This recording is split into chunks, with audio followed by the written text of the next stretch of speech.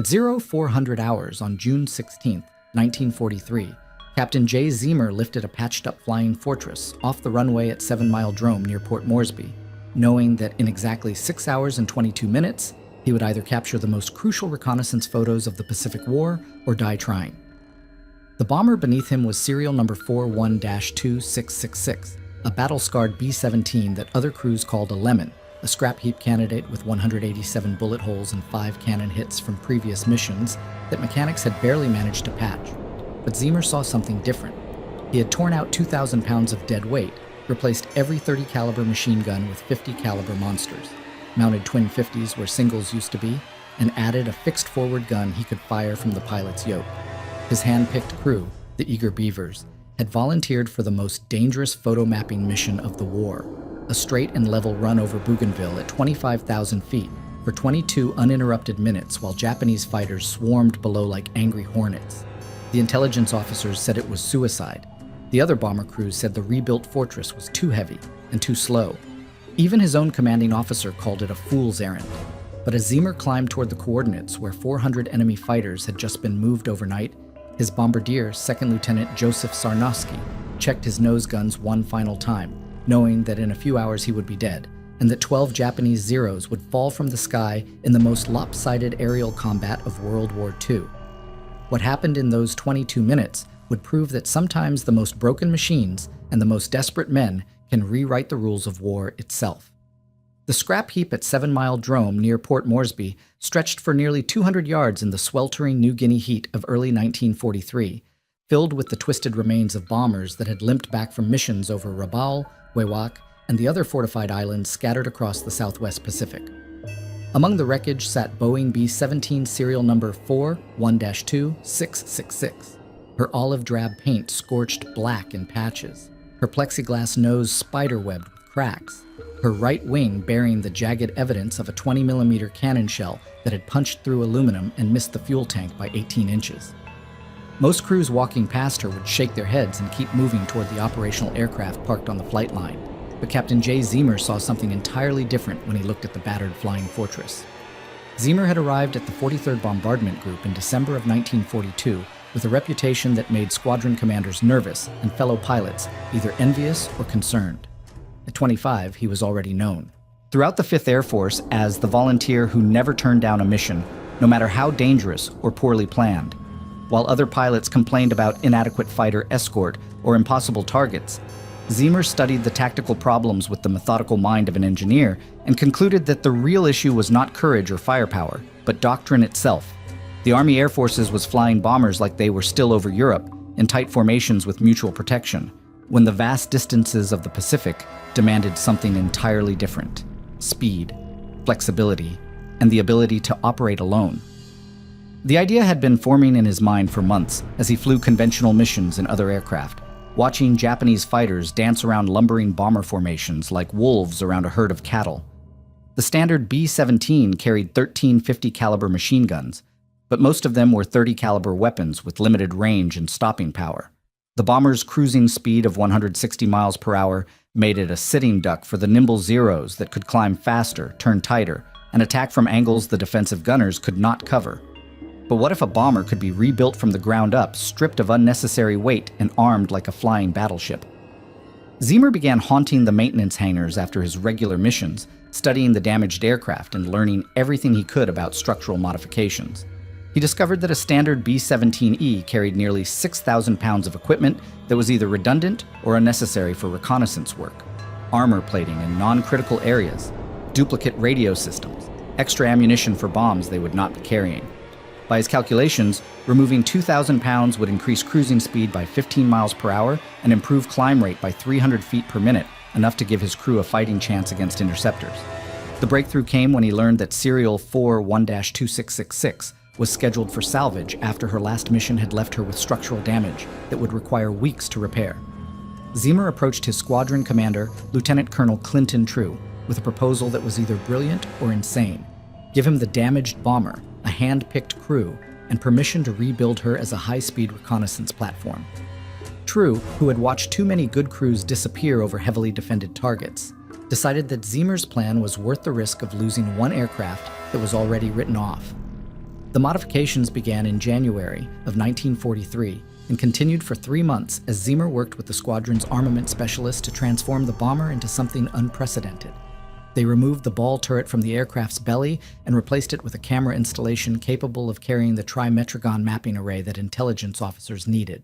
For invasion planning, they stripped out all the 30 caliber machine guns and replaced them with 50 caliber M2 Brownings, then added twin mounts where single guns had been installed. Most dramatically, they mounted a fixed 50 caliber gun in the nose that Zimmer could fire using a button on his control yoke, turning the pilot into a gunfighter. The crew Zimmer assembled to fly the modified bomber became known throughout the 43rd Group as the Eager Beavers, a collection of volunteers who shared their pilot's belief that aggressive tactics and superior firepower could overcome conventional limitations. Second Lieutenant Joseph Sarnowski, the bombardier, was scheduled to rotate back to the United States, but volunteered to stay for one more mission.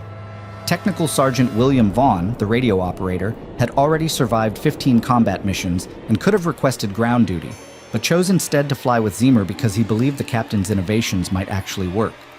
Second Lieutenant Rudy Johnson, the navigator, was known for his precision in dead reckoning over the trackless Pacific, while Staff Sergeant George Kendrick combined the skills of a photographer with the reflexes of a gunner. By April of 1943, the rebuilt bomber was ready for testing. Zimmer discovered that his calculations had been conservative. The aircraft was not only faster and more maneuverable than a standard B-17, but her defensive firepower was devastating. The crew could bring 16 50 caliber machine guns to bear on attacking fighters, with enough ammunition for sustained combat. More importantly, the bomber could operate at altitudes above 25,000 feet, where the thin air reduced the performance advantage of Japanese fighters and made accurate anti-aircraft fire nearly impossible. The test flights proved that Zimmer's engineering instincts were sound, but they also revealed the true audacity of what he was proposing. His bomber was no longer just a strategic bomber modified for reconnaissance. She was a weapons platform designed to fight her way through enemy airspace alone, without escort, carrying cameras instead of bombs, but armed for battle against overwhelming odds. When intelligence officers at 5th Air Force Headquarters requested detailed photographic reconnaissance of Bougainville's western coastline to support planning for an amphibious invasion, Zimmer immediately volunteered his crew and his rebuilt bomber for the mission. The briefing on June 15th revealed the scope of what they were undertaking: a 600-mile flight to Bougainville, a 22-minute photographic run at 25,000 feet over the most heavily defended airspace in the Southwest Pacific, then a 600-mile return flight with Japanese fighters potentially pursuing them all the way back to New Guinea. Intelligence reports indicated that the enemy had moved approximately 400 fighters into the region overnight, concentrated at airfields on Bougainville and the nearby islands. The mission would require absolute precision in navigation, perfect coordination between pilot and photographer, and the kind of sustained combat performance that no bomber crew had ever been asked to deliver. As Zimmer walked around his rebuilt bomber in the pre-dawn darkness of June 16th, checking control surfaces and gun mounts one final time, he understood that everything he had learned about flying, fighting, and leading men would be tested in the next 8 hours. His crew was ready. His aircraft was as prepared as engineering and determination could make her, and the mission was vital to the success of Allied operations throughout the Southwest Pacific. But none of that changed the fundamental mathematics of what they were attempting. 11 men in a single bomber, flying into airspace defended by hundreds of enemy fighters, with no backup and no possibility of rescue if something went wrong. The 4 Wright R-1790 Cyclone engines of serial 41-2666 came to life in the darkness at 03:45 hours. Their combined 3,600 horsepower, shaking the aluminum airframe as Zimmer ran through his pre-flight checklist with the methodical precision that had kept him alive through 37 previous combat missions. Outside the cockpit windows, the New Guinea jungle stretched endlessly toward the northeast, where 600 miles of open ocean separated his bomber from the most heavily defended airspace in the Southwest Pacific. The fuel gauges showed 2,400 gallons of 100-octane aviation gasoline, enough for 8 hours of flight time if everything went according to plan, and 12 minutes less than that if they encountered headwinds or had to climb above their planned altitude to avoid fighters. At exactly 0400 hours, Zimmer released the brakes and began his takeoff roll down the coral-surfaced runway at 7 Mile Drome, the heavily loaded bomber accelerating slowly in the humid tropical air until her wheels lifted off at 95 miles per hour. The climb to 25,000 feet took 42 minutes, during which time the crew tested their oxygen systems, checked their machine gun installations, and confirmed that the trimetragon camera array was functioning properly in the belly of the aircraft where the ball turret had once been mounted. Navigator Rudy Johnson plotted their course using dead reckoning and radio bearings from Port Moresby, calculating that they would reach the western coast of Bougainville at 0930 hours if they maintained their planned airspeed of 170 miles per hour. The flight northeast took them over the Owen Stanley Mountains, where peaks rose to 13,000 feet through layers of tropical clouds, then across the Solomon Sea, where Japanese submarines had been reported by Allied intelligence as recently as the previous week. Radio operator William Vaughan monitored emergency frequencies while maintaining radio silence, listening for distress calls from other aircraft or warnings about enemy fighter activity.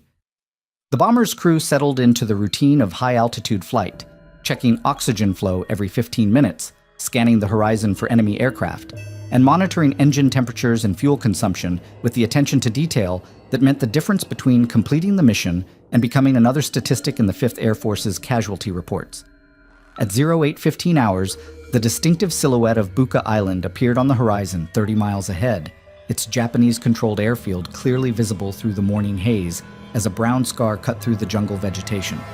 Through his binoculars, Ziemer could see aircraft on the runway and taxiways, some with their engines running and propellers turning as ground crews prepared them for flight.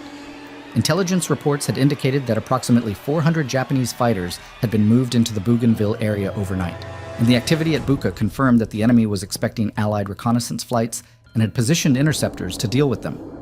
Johnson directed Ziemer to a heading of 085 degrees magnetic, which would take them over the northern tip of Bougainville and position them for the beginning of their photographic run along the western coastline. The mission profile called for a straight and level flight at 25,000 feet for exactly 22 minutes, while Staff Sergeant George Kendrick operated the camera equipment, capturing overlapping images that intelligence officers would later use to create detailed maps of the terrain where Marine and Army units would land in November. Any deviation from the planned flight path, any banking or climbing or diving to evade enemy fighters, would render the photographs useless for invasion planning.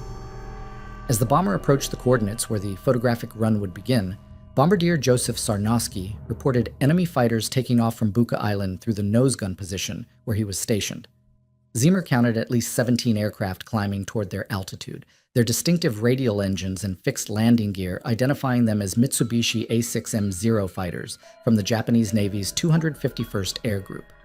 The enemy pilots were climbing aggressively, using maximum power settings that would give them altitude advantage but limit their endurance, suggesting that they intended to engage the bomber quickly and decisively rather than pursue it all the way back to New Guinea.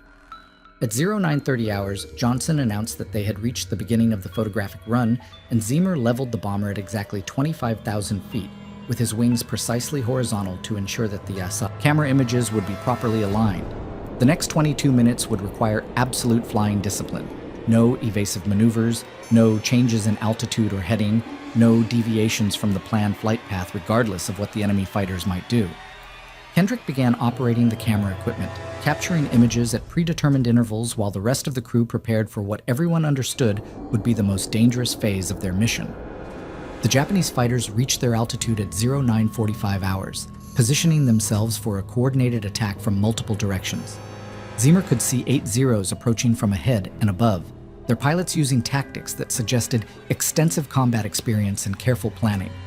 The enemy aircraft were armed with two 20mm cannons and two 7.7mm machine guns each, giving them significant firepower advantage at close range, but their lightweight construction made them vulnerable to the heavy 50 caliber machine guns that Ziemer's crew could bring to bear from multiple positions on the bomber. Through his intercom system, Ziemer coordinated his gunners' positions and reminded them to conserve ammunition during the initial phase of combat, since they might be fighting continuously for the next hour, as they attempted to escape from the Bougainville area. The bomber's defensive armament included 16 50 caliber machine guns positioned to provide overlapping fields of fire, but the crew would need to use their ammunition carefully to maintain sustained defensive capability throughout what promised to be a running battle all the way back to Allied airspace. At 0958 hours, with 4 minutes remaining in the critical photographic run, the lead Japanese fighter rolled into his attack dive from 28,000 feet, his 20mm cannons opening fire at 800 yards range. The first enemy shells struck the bomber's nose section, shattering the plexiglass and sending fragments through the bombardier's compartment where Sarnowski was positioned at his gun station. Despite his wounds, Sarnowski returned fire with his twin 50 caliber machine guns, his tracers converging on the attacking Zero at 400 yards range and striking the enemy aircraft's engine compartment.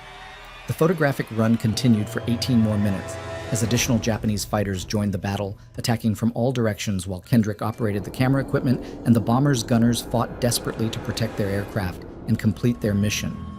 Ziemer held his course and altitude with absolute precision, knowing that 22 minutes of straight and level flight might cost him his crew, but would provide the intelligence that Allied invasion planners needed to save thousands of lives in the amphibious assault on Bougainville. The second Zero exploded in midair at 10,200 hours, as Sarnowski's sustained burst from his twin 50s found the enemy fighter's fuel tank, but the bombardier was already slumping against his gun mount with blood streaming from multiple wounds caused by 20mm shell fragments. Through the intercom system, Ziemer could hear his bombardier's labored breathing mixed with the staccato reports from gunners throughout the aircraft as Japanese fighters pressed their attacks from every angle. The photographic run was complete, the precious film secured in Kendrick's camera equipment, but 8 enemy fighters remained in the fight and showed no intention of breaking off their assault as the bomber turned southwest toward the relative safety of Allied airspace 600 miles away. Ziemer pushed the control yoke forward and began a controlled dive from 25,000 feet toward 10,000, where the thicker air would improve his engine's performance and reduce the altitude advantage that allowed the Zeros to dictate the terms of engagement. The airspeed indicator climbed past 200 miles per hour as the heavily modified bomber descended, but enemy fighters followed the dive and continued their attacks with a persistence that suggested their pilots understood the strategic importance of preventing the reconnaissance aircraft from returning to base. Through his side windows, Ziemer could see tracer rounds streaming past the cockpit as Japanese pilots coordinated their firing passes to overwhelm his gunners' defensive positions. The bomber's oxygen system had been destroyed by enemy fire during the first attack, forcing the crew to operate on portable bottles that would last no more than 30 minutes at high altitude. Ziemer's hydraulic controls were partially disabled, making the aircraft increasingly difficult to handle as fluid pressure dropped throughout the system. His flight instruments had been shattered by cannon fragments, leaving him to navigate by compass heading and dead reckoning, while enemy fighters continued to rake his aircraft with sustained machine gun and cannon fire. Most critically, his rudder pedals had been damaged by a direct hit, forcing him to use aileron and elevator controls to maintain directional stability during the running battle. At 10,000 feet, Ziemer leveled off and began the most dangerous phase of his tactical plan, using the bomber's superior firepower to engage the Japanese fighters in sustained combat while maintaining enough airspeed to prevent them from positioning for killing shots. The key to survival was aggressive maneuvering that would bring his own guns to bear while denying the enemy clean firing opportunities. But every evasive turn had to be calculated precisely to avoid structural damage from excessive G-forces on an aircraft that was already riddled with bullet holes and cannon damage. The third Zero fell to the combined fire of waist gunners Herbert Pugh and Forrest Dillman at 10:08 hours, its pilot apparently, killed by 50 caliber rounds that penetrated the fighter's cockpit area. But the remaining Japanese pilots adapted their tactics, splitting into 2 formations that attacked alternately from opposite sides of the bomber to prevent Ziemer's gunners from concentrating their defensive fire. The enemy fighters were burning fuel at maximum consumption rates to maintain their attack speed, but they still had enough endurance for another 30 minutes of combat if they chose to pursue the bomber all the way to the edge of Allied fighter range.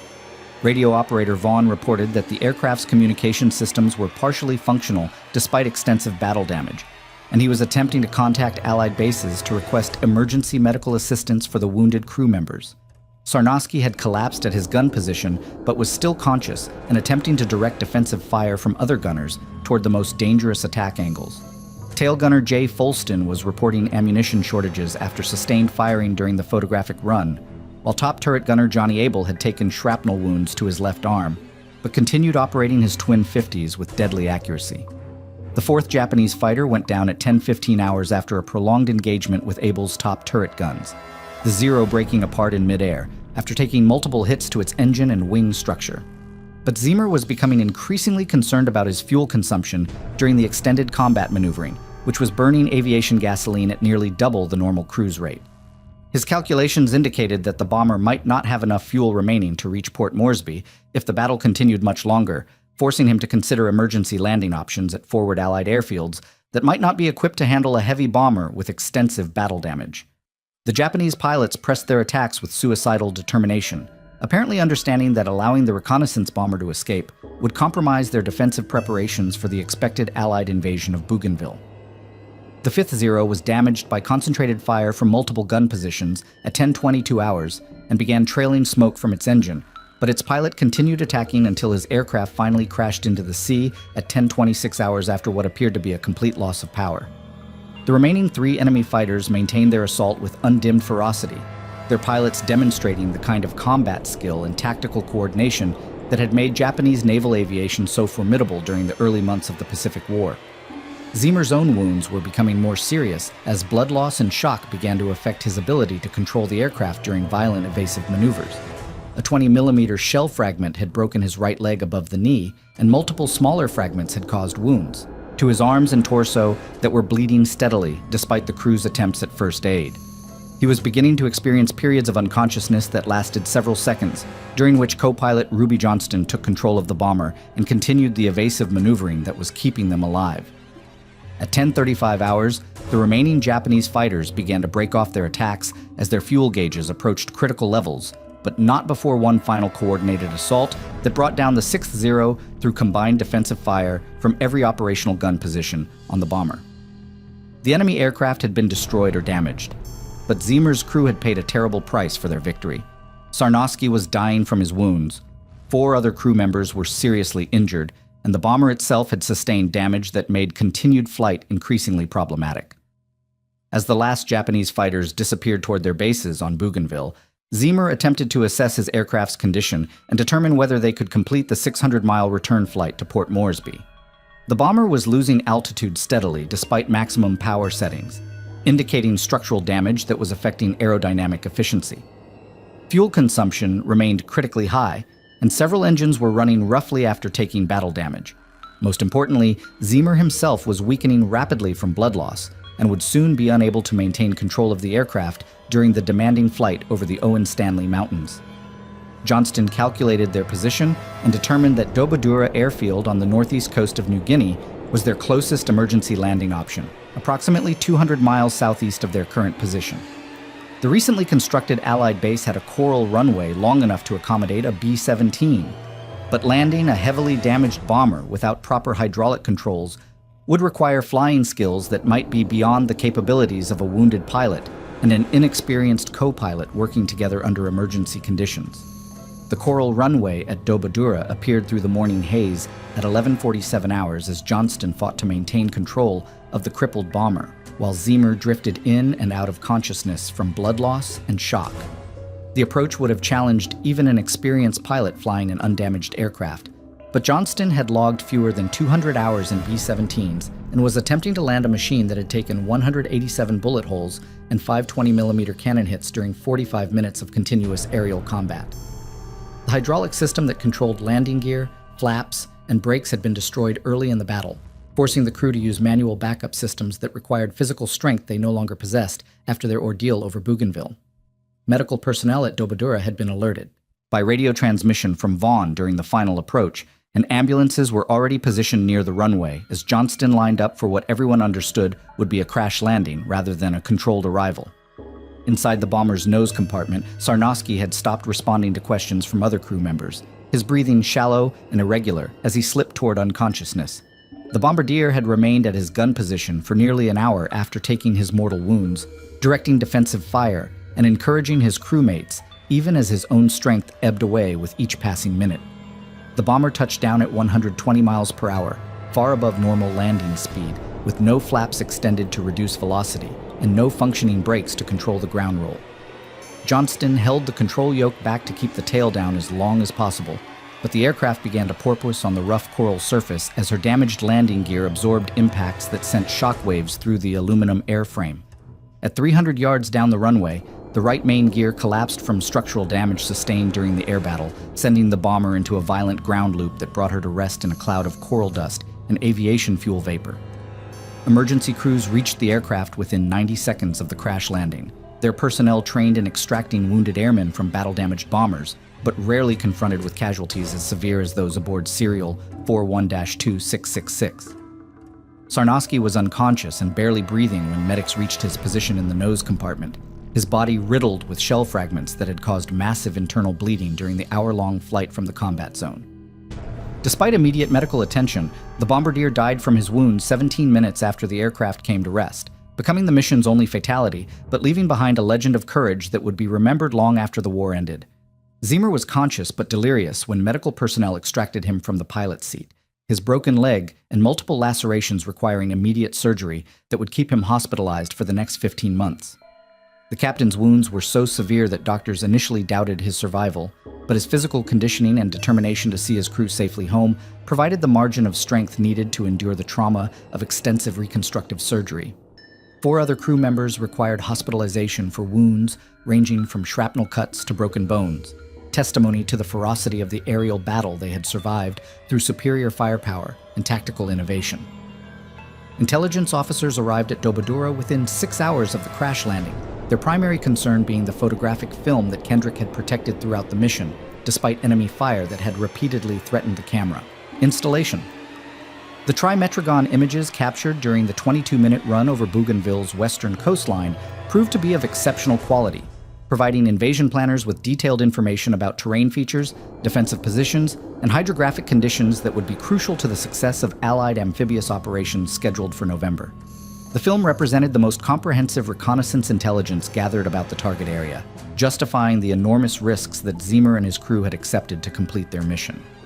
The initial claims made by the eager beavers regarding enemy aircraft destroyed during the battle reflected the chaos and confusion of aerial combat rather than precise accounting of confirmed victories. Crew members reported engaging 12 Japanese fighters and claimed the destruction of at least 5, with several others damaged and possibly destroyed. However, post-war analysis of Japanese records indicated that actual enemy losses were significantly lower than the claims made immediately after the mission, a discrepancy that was common in aerial combat reporting throughout the war and reflected the difficulty of confirming kills during fast-moving engagements involving multiple aircraft. The legend that would eventually emerge from the mission emphasized the dramatic nature of the aerial battle and the heroic sacrifice of crew members who risked everything to obtain vital intelligence for Allied invasion planning. Popular accounts spoke of 12 Zeros destroyed in 22 minutes, a claim that captured the imagination of home front audiences, hungry for stories of American heroism in the Pacific Theater. The reality was both more complex and more significant than the simplified version that appeared in wartime propaganda. A small group of volunteers had used innovative tactics and superior firepower to complete a mission that conventional doctrine declared impossible. War correspondents who interviewed surviving crew members at hospitals in Australia and New Guinea focused on the human drama of the mission, rather than its technical innovations or strategic importance. The story of the scrap heap bomber that fought its way through overwhelming odds appealed to civilian audiences who needed reassurance that American forces could compete successfully against experienced Japanese pilots flying superior aircraft. The narrative that emerged emphasized courage and determination over the careful planning and engineering modifications that had made the mission feasible in the first place. The bomber herself was beyond economical repair after absorbing so much battle damage during the mission, her airframe weakened by structural stress, and her systems destroyed by enemy fire. Salvage crews removed usable components and equipment before scrapping the remainder, ending the operational career of an aircraft that had been written off as junk before Ziemer's modifications transformed her into the most heavily armed reconnaissance platform in the Pacific Theater. The innovations pioneered in her reconstruction would influence bomber design and tactics for the remainder of the war, though few crews would attempt missions as audacious as the lone flight over Bougainville. Medical reports compiled during the extended recovery period of wounded crew members documented the severity of injuries sustained during the mission and provided insights into the physical demands placed on bomber crews during extended aerial combat. Ziemer's broken leg and multiple lacerations required months of rehabilitation, while other crew members dealt with psychological trauma that military medicine was only beginning to understand. The price of their success extended far beyond the single day of combat over Bougainville, affecting the lives of survivors for years after the war ended. The strategic impact of the reconnaissance mission became apparent in November 1943, when Allied forces launched Operation Cherry Blossom, the amphibious assault on Empress Augusta Bay that established a crucial foothold in the Solomon Islands chain.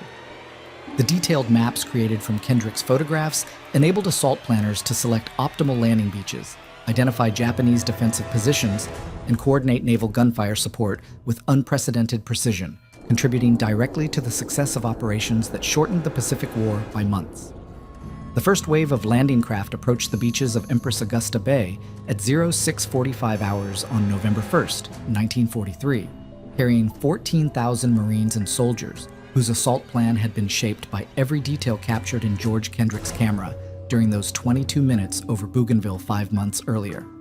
Admiral William Halsey's intelligence staff had used the reconnaissance photographs to identify the optimal landing sites where coral reefs would not impede the approach of amphibious vehicles, where Japanese defensive positions were weakest, and where inland terrain would support the rapid establishment of airfields capable of supporting Allied fighter operations.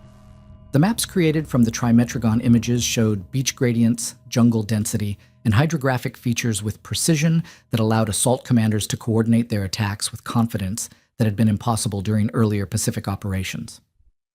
Major General Roy Geiger's 3rd Marine Amphibious Corps landed against lighter resistance than anticipated, their success facilitated by detailed knowledge of Japanese troop dispositions and defensive preparations that had been photographed during the Eager Beaver's mission.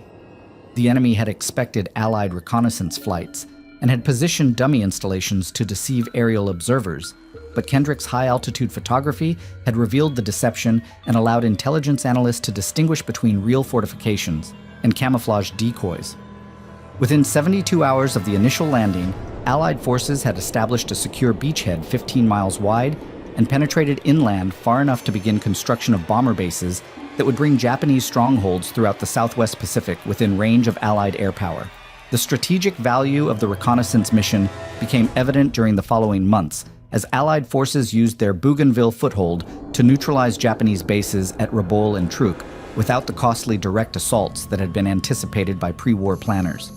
Fighter aircraft operating from newly constructed airfields could escort bombing missions against previously invulnerable targets, while the detailed terrain maps enabled ground forces to advance through jungle areas that would have been impassable without accurate knowledge of topography and vegetation patterns. The intelligence gathered during 22 minutes of straight and level flight had shortened the Pacific War by an estimated 6 months and saved thousands of Allied lives that would have been lost during alternative operations. Ziemer spent 15 months in military hospitals recovering from his wounds, during which time he learned that he and Sarnosky had been awarded the Medal of Honor for their actions during the Bougainville mission. The citation praised their courage under fire and their determination to complete a vital reconnaissance mission despite overwhelming odds. But Ziemer understood that the real significance of their achievement lay in proving that small groups of innovative volunteers could accomplish objectives that conventional doctrine declared impossible. His modifications to Serial 4-1-2-666 had demonstrated principles of aircraft design and tactical employment that influenced bomber development throughout the remainder of the war. The other surviving crew members of the Eager Beavers received Distinguished Service Crosses for their role in the mission, recognition that reflected both their individual courage and their collective achievement in developing new methods of aerial reconnaissance under combat conditions. William Vaughan returned to radio operation duties after recovering from his wounds, but carried the psychological impact of Sarnosky's death for the remainder of his military service.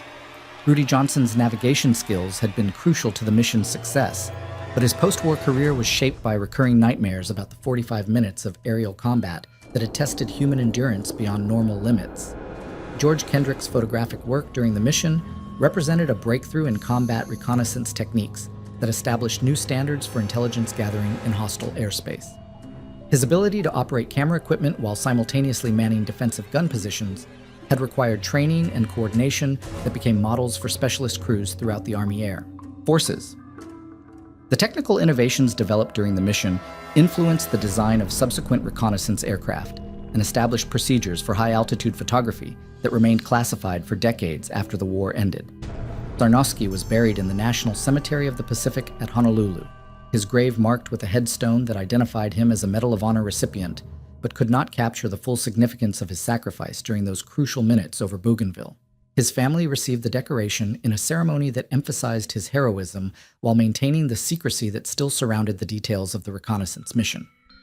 The bombardier's death had saved the lives of his crewmates and contributed to Allied victory in the Pacific, but the strategic importance of his sacrifice would not be fully understood until classified documents were declassified decades later. The legend of the mission grew during the post-war years as veterans organizations and military historians attempted to document the achievements of bomber crews who had operated under conditions of extreme danger throughout the Pacific theater. Popular accounts emphasized the dramatic aspects of the aerial battle, while often overlooking the technical innovations and strategic planning that had made the mission possible. The story of 12 Japanese fighters destroyed in 22 minutes captured public imagination more effectively than discussions of photographic techniques and intelligence analysis, creating a simplified narrative that obscured the complex reality of what the eager beavers had actually accomplished. Ziemer completed his recovery and returned to flying duties for the final months of the war, but his most significant contribution to Allied victory had already been made during those hours over Bougainville, when engineering innovation and tactical audacity had combined to achieve an objective that seemed impossible under conventional doctrine. His post-war career as an aeronautical engineer reflected his continued interest in aircraft design and performance optimization, skills that had been developed through practical experience in combat conditions. He earned a master's degree from the Massachusetts Institute of Technology and worked in aerospace development, applying lessons learned during the war to civilian and military aviation projects. The broader implications of the mission extended beyond its immediate tactical success to influence American military doctrine regarding the employment of small, highly trained units operating with advanced equipment against numerically superior enemies. The principles demonstrated by the eager beavers would be refined and expanded during subsequent conflicts, but their essential insight remained valid. Properly motivated volunteers using innovative tactics and superior technology could accomplish objectives that seemed impossible when analyzed using conventional methods. The mission had proven that individual initiative and technical innovation could overcome institutional limitations and achieve strategic objectives through tactical excellence. The final assessment of the Bougainville reconnaissance mission acknowledged both its immediate tactical success and its broader strategic significance, in demonstrating new possibilities for aerial warfare in the Pacific theater. When the maps created from Kendrick's photographs enabled Allied forces to establish their foothold on Bougainville with minimal casualties, the sacrifice of Joseph Sarnowski and the wounds sustained by his crewmates had been justified by results that shortened the war and saved thousands of lives. The scrap heap bomber, rebuilt by a determined pilot and flown by volunteers who believed that aggressive tactics could overcome conventional limitations, had proven that innovation and courage could tip the balance of war when applied with precision and determination.